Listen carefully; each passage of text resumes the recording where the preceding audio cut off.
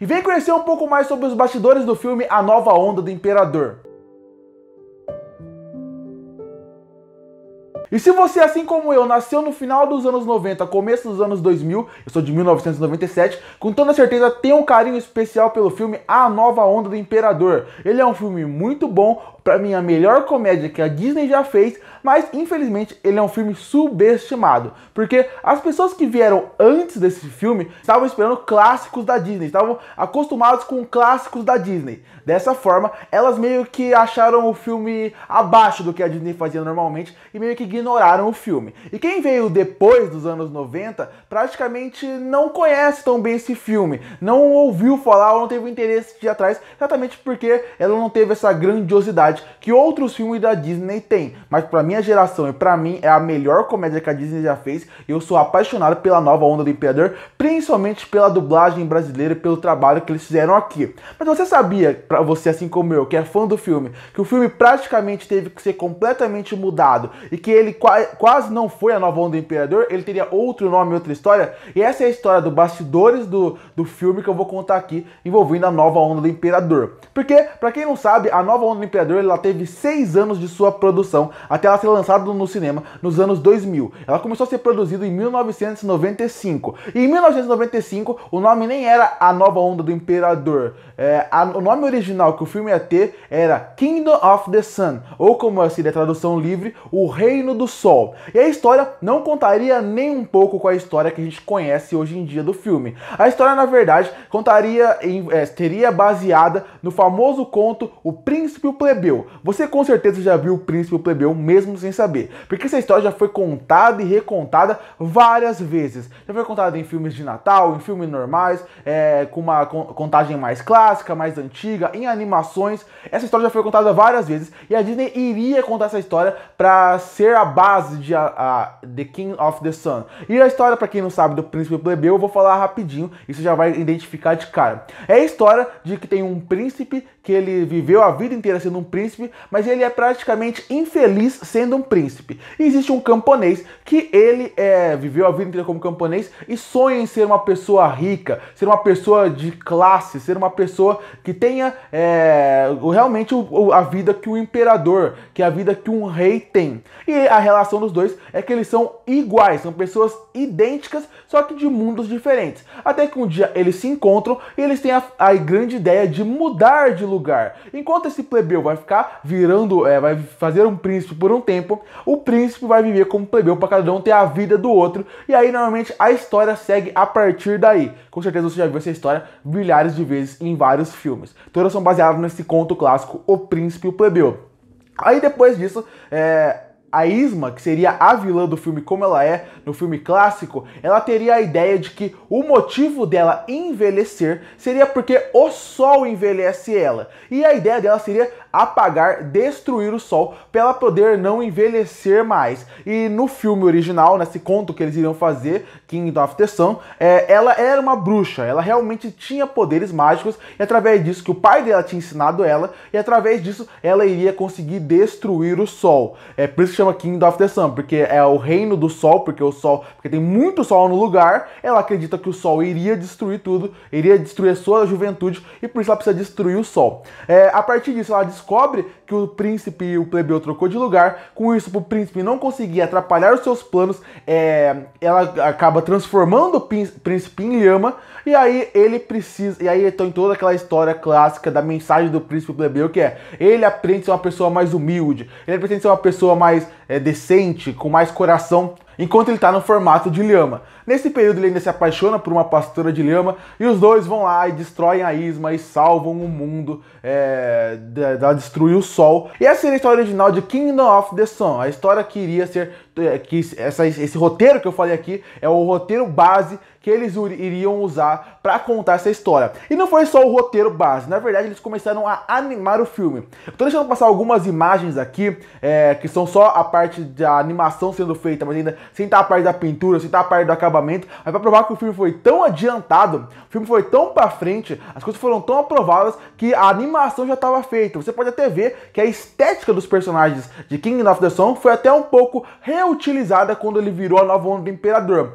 Aqui você consegue ver já a estética dos personagens, você consegue ver também como que ia funcionar um pouco os cenários, um pouco a localização, que é bem parecido com a Nova Onda do Imperador em alguns pontos, no investimento e até nos lugares, mas o filme foi bem adiantado. E aí tem outro ponto que é King of the Sun, assim como a maioria dos filmes da Disney, não seria só um filme normal, sem ser um musical. Teria músicas, isso também é bem importante para contar o bastidor desse filme, porque eles ofereceram o contrato para quem cantar a música ser o cantor Sting. E o Sting, ele aceitou exatamente porque o filme começou a ser produzido logo depois de O Rei Leão. Dessa forma, quando ele viu esse potencial, ele viu o que o Elton John tinha feito em Rei Leão, colocando a sua música, ganhando o Oscar, ele achou super interessante ter essa ideia e ele assinou um contrato para sim, se a pessoa queria compor e escrever as músicas para o filme King of the Sun. Tanto que existe algumas músicas que as músicas foram produzidas,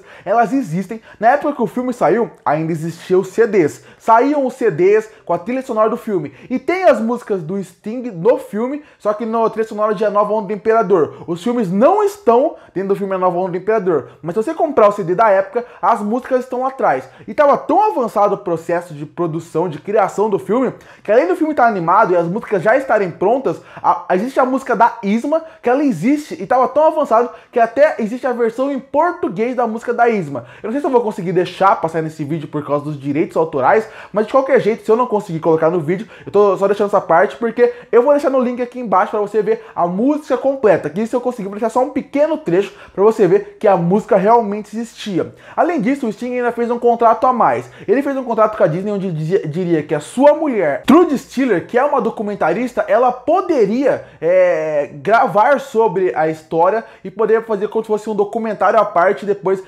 colocar em premiações, colocar em festivais, colocar esse documentário sobre o King of the Sun para contar a história de como foi a produção de fazer um filme da Disney. Eles aceitaram. Então tudo isso existe. Só que o grande problema o filme começou a ser produzido e as coisas não saíram como a Disney esperava. E a história não aconteceu o que esperava porque eles viram na sessão de teste que o filme não estava fluindo como eles esperavam. Eles achavam que o filme feito pelo Roger Allers, o roteiro de Roger Allers, estava muito dramático, estava muito pesado e não estava tendo aquele espírito que a Disney funcionava. Então isso já desagradou. E nas sessões testes que o filme ia passando, ele ia sendo recusado em todas as sessões testes. Exatamente porque ele não tinha comédia necessária, ele não conseguia entreter, ele não gerava o engajamento que o público queria, porque testes são feitos com vários produtores e várias pessoas diferentes para ter aceitação ou não diferente. Então provavelmente os produtores não gostaram, devem ter passado para alguma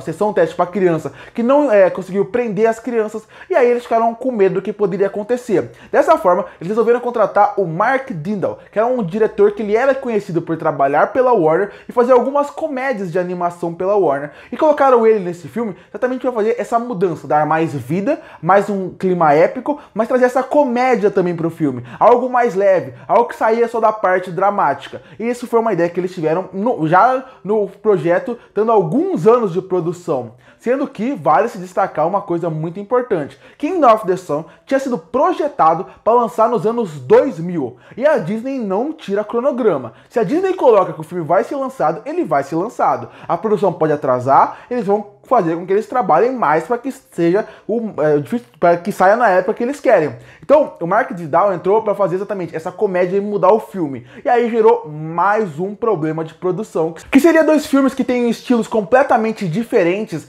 sendo feitos ao mesmo tempo. Um roteirista, um dos produtores, ele tinha como ideia um filme mais dramático, mais sério, um épico mais sério, assim como Hércules tinha sido lançado poucos anos antes. Enquanto o outro pensava mais numa comédia, numa coisa mais leve que funcionasse para a família toda. Então tinha dois filmes sendo produzidos ao mesmo tempo. E aí a confusão já estava completamente tomada nesse filme.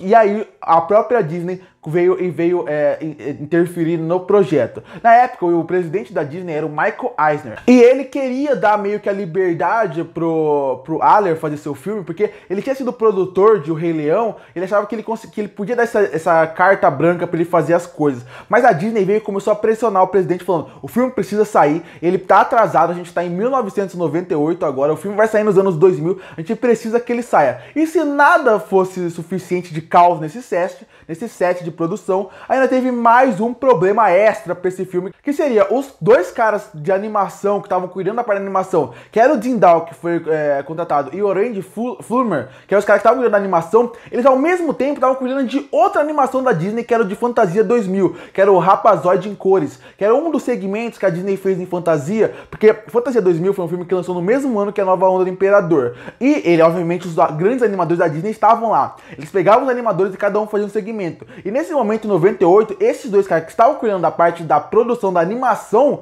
eles ainda por cima estavam cuidando ainda do Fantasia 2000, cuidando desse segmento, desse trecho do filme. Então isso fez com que atrasasse ainda mais a produção do filme.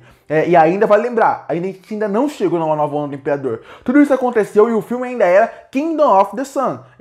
Era um filme ainda sobre esse reino do céu e o príncipe e o plebeu. E o filme atrasou mais ainda, mesmo com as pressões e a advertência que Michael Eisner, o presidente, estava recebendo da Disney, dos chefões da Disney acima dele. E aí, depois que eles voltaram de fazer esse segmento de A Fantasia 2000, eles reviram o roteiro e o texto do filme de King of the Sun de cabo a rabo e perceberam que talvez não tivesse salvação. A melhor forma deles salvar esse filme era reescrever o roteiro e refazer o filme de uma forma que ele ficasse mais leve pro público, mais fácil entender, uma comédia mais leve. E foi isso que eles fizeram. Eles pegaram a ideia que tinham feito quase 5 anos produzindo, jogaram tudo fora em questão de história, em questão de personagem, em questão do que já tinham feito mais ou menos de animação, e resolveram recomeçar do zero. E aí eles criaram a ideia de fazer A Nova Onda do Imperador. Filme esse que é baseado num conto dinamarquês chamado A Nova Roupa do Imperador,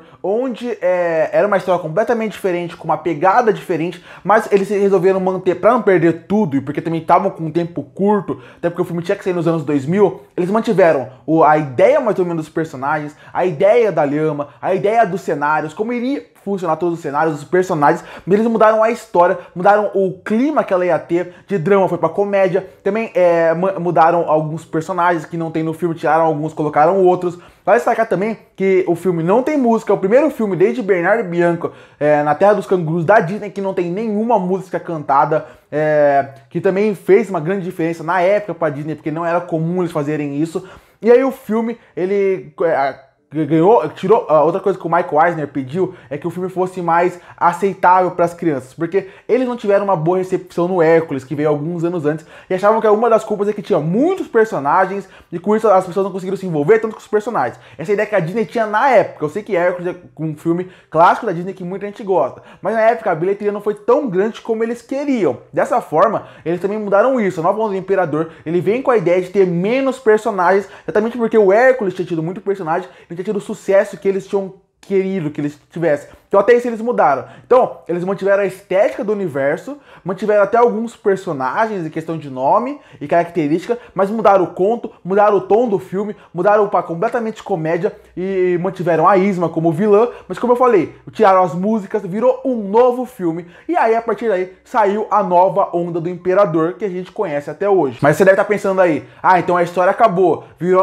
a Nova Onda do Imperador, eles aceitaram e acabou por aí. Não, calma aí, porque eu falei uma coisa no começo do vídeo e que eu falei exatamente para trazer agora no final, que seria envolvendo o Sting, porque o cara é um grande cantor, o cara tem um nome gigantesco no meio da música, ele produziu músicas e a mulher dele ia produzir um documentário. Você deve estar pensando, o que aconteceu com esse documentário, o que aconteceu com as músicas? As músicas eu meio que já falei, elas foram pro CD, foram produzidas, mas não saíram. Mas o interessante para acabar isso aí é o que aconteceu com o documentário do filme, porque realmente ela gravou um documentário, onde mostrava os bastidores caóticos desse filme, onde mostrava todo o caos que foi na produção, nas mudanças que tiveram, na tiragem das músicas, como foi um caos isso. E o filme, ele saiu em um festival, e inclusive ele ganhou o prêmio desse festival em questão de documentário. Mas você tá pensando, eu nunca ouvi falar desse documentário. Exatamente, porque não tem como achar esse documentário em lugar nenhum. Porque esse documentário não saiu no cinema, ele não saiu em algum lugar específico, não. Ele saiu só nesse festival, ele ganhou o prêmio. E a Disney, vendo que esse documentário ele mostrava como era caótico os bastidores da Disney, a Disney lembrou: eu tenho os direitos do filme, o filme ainda é meu, ele usa a nossa logo, ele usa os nossos personagens, ele usa os nossos estúdios, então ela não vai poder